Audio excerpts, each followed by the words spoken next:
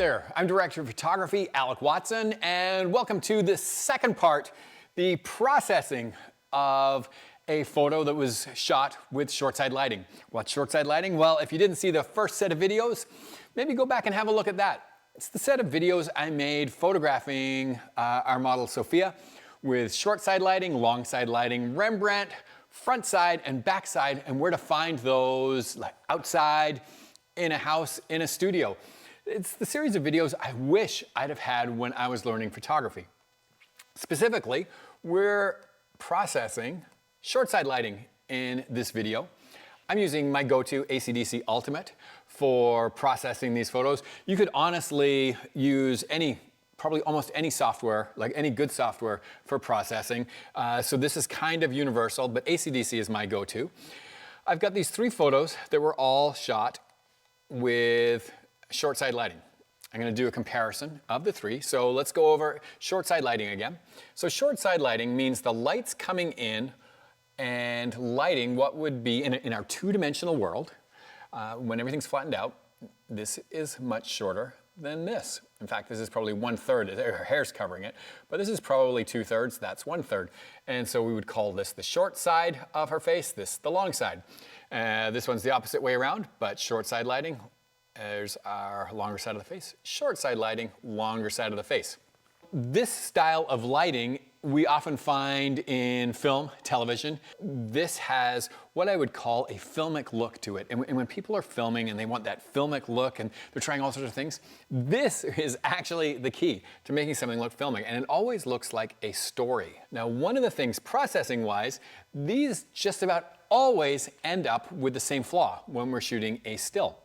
The short side lit part of the face is probably a little bit bright for a still. It would work in film because we're more accepting of exposure problems in film than we are in, or when I say film, I'm talking about moving, like video, right?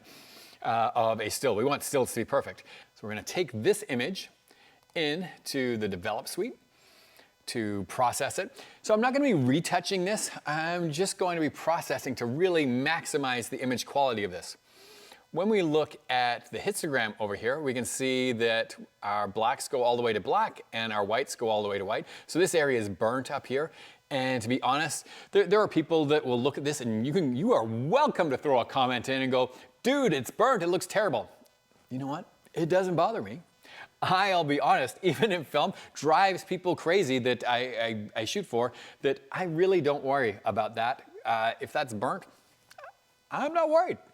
I want people to look where I want them to look.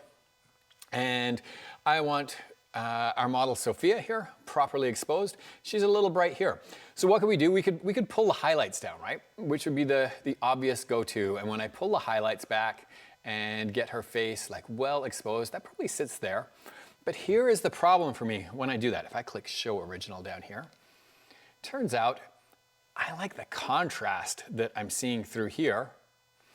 And when I pull her face down here, I actually prefer, I'll click Original again.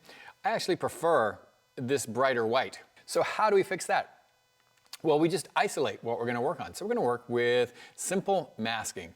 I'm going to take a masking brush. If I go over to Sophia's face here, our brush, I can control the size here I'm using my mouse scrolling wheel.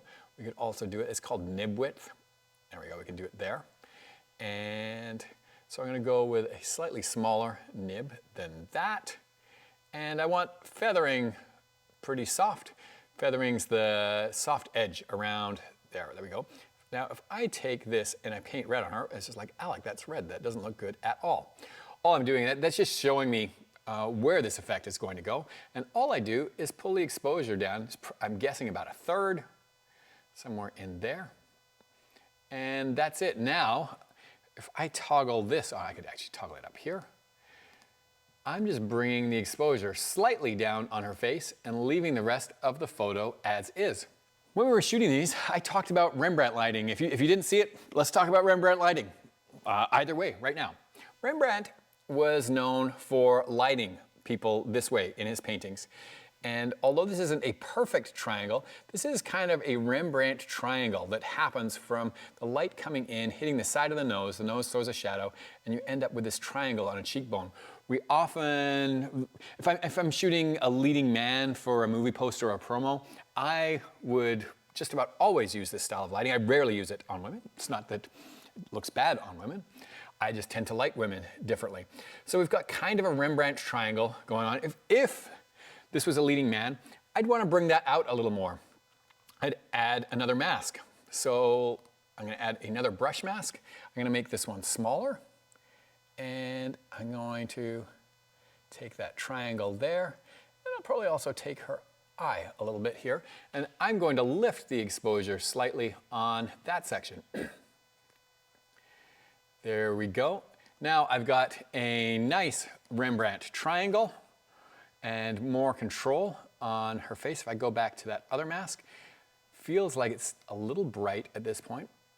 Now, one of the things that I find when I pull it down too much, okay, so I pulled it down too much, it goes dark. But what I notice here is if I pull it down, way down here, where it doesn't look good, I lose the skin tone color. What you'll find is if you take the color temperature and warm that while it's too low, suddenly she gets her color back. And then I bring back till it feels like this happy place.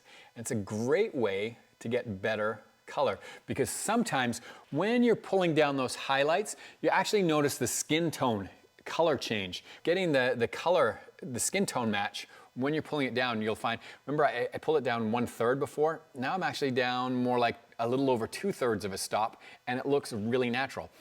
And that, honestly, is about all I do for processing this image. If I show the original, that's where we were on her face. And now we sit there.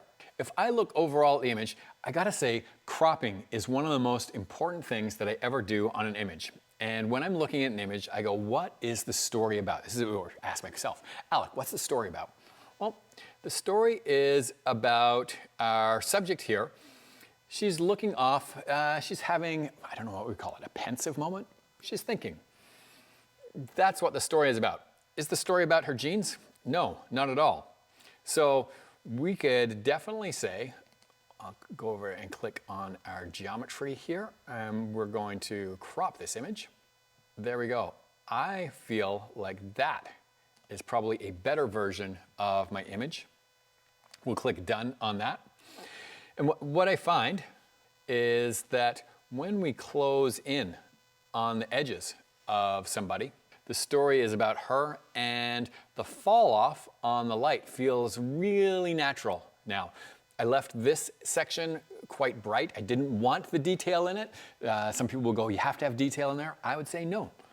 No detail for me, because that's not part of my story. This is all the story here, and the short side lighting and the way it's falling off feels really natural.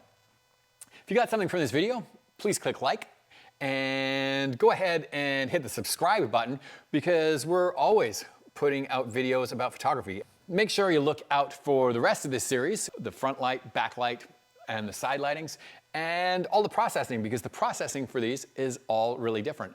I look forward to seeing what you do with this. Get out there and make the world a better and more beautiful place.